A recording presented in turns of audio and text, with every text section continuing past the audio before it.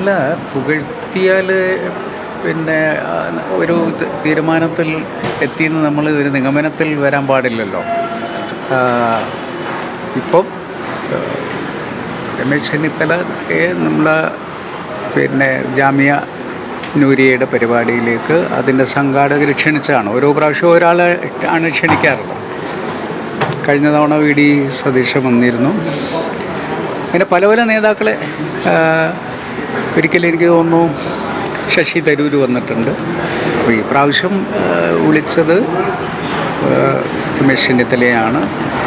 അത് ഈ സംഭവങ്ങളൊക്കെ ഒരുമിച്ച് വന്നപ്പം അങ്ങനെ വന്നു എന്നുള്ളതല്ലാതെ പിന്നെ പുകഴ്ത്തുക എന്ന് പറയുന്നത് നമ്മൾ ആ വേദിയിൽ വന്നു കഴിഞ്ഞാൽ ഏതൊരാളെയും നമ്മൾ ബഹുമാനപൂർവ്വം കാണുകയും അവരെക്കുറിച്ച് ബഹുമാനത്തോടു കൂടി സംസാരിക്കുകയും ചെയ്യും. അത് മുസ്ലിം ലീഗിൻ്റെ ഒരു പാരമ്പര്യമാണ്.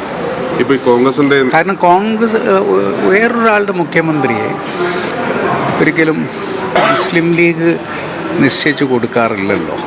അങ്ങനൊരു പാരമ്പര്യം നമുക്കില്ല. അത് അവരുടെ AICC ആലോചിച്ച് അവരുടെ പാർട്ടിയുടെ തീരുമാനമാണ്. ആ തീരുമാനം വന്ന ശേഷം മുസ്ലിം ലീഗ് അതിൻ്റെ കൂടെ നിൽക്കാറാണ് സാധാരണ ചെയ്യാറുള്ളത്. പ്രതിപക്ഷ നേതാവ് VD സതീശനും KPCC പ്രസിഡന്റ് K സുധാകരനുമാണ്. ആ നേതൃത്വം നല്ല നേതൃത്വമായി തന്നെയല്ലേ ഇപ്പോഴും പോകുന്നത് അല്ലേ? അല്ല, കോൺഗ്രസ് കൊണ്ടുവന്നൊരു നേതൃത്വമല്ലേ. ആ നേതൃത്വത്തെ നമ്മൾ അക്സെപ്റ്റ് ചെയ്യുമല്ലോ. കാരണം ഐക്യജനാധിപത്യ മുന്നണിയുടെ ഭാഗമായി നിൽക്കുന്ന കോൺഗ്രസ് നമ്മുടെ മുന്നിൽ കൊണ്ടുവരുന്ന KPCC പ്രസിഡൻ്റായാലും പ്രതിപക്ഷ നേതാവായാലും അവരെ ഞങ്ങൾ ബഹുമാനിക്കും.